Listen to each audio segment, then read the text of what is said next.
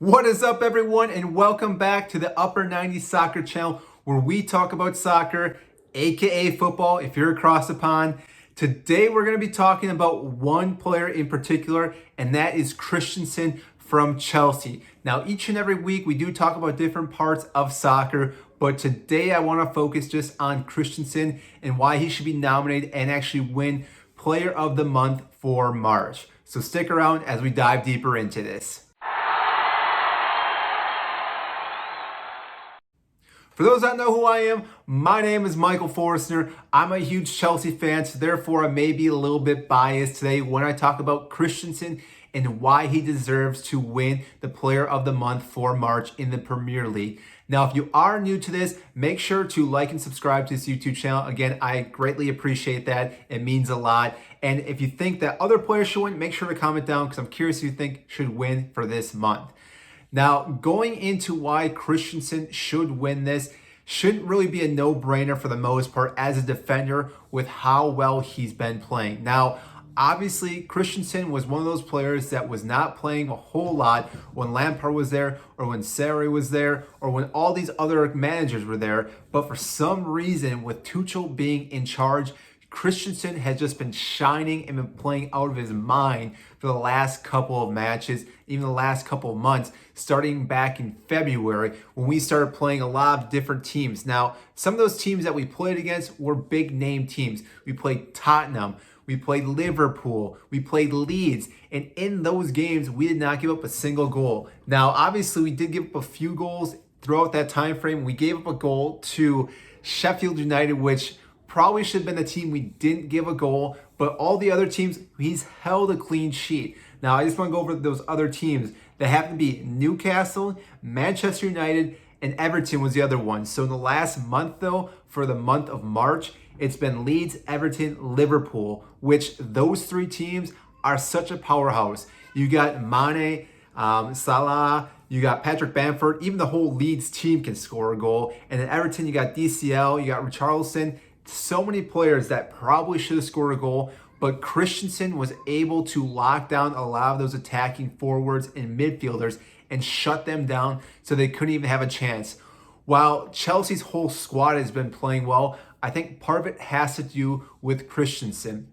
Because before he came on, we had Thiago Silva and we had Rudiger and Azpilicueta in the back three. But since Thiago Silva has been hurt, we've been using Rudiger, Christensen, and Azpilicueta with rotating Zuma in every now and then. But since Christensen's been starting, the team has just been looking so much smoother. Not taking anything away from Thiago Silva. Obviously, he's one of the best defenders in the world.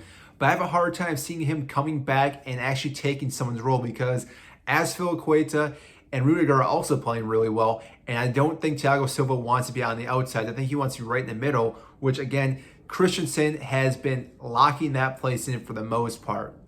Now, obviously, Christensen has been a player that's gone through highs and lows at Chelsea. So this is one of those highs right now. But I think he deserves to win Player of the Month for March for just how well he's been playing. Now, obviously, there are a few other contenders that could possibly win this because we do have a few guys such as Luke Shaw, who's also been playing really, really well for Manchester United as another defender. We've also have Harry Kane, who again always has a pretty good season overall. March has been fairly good for him.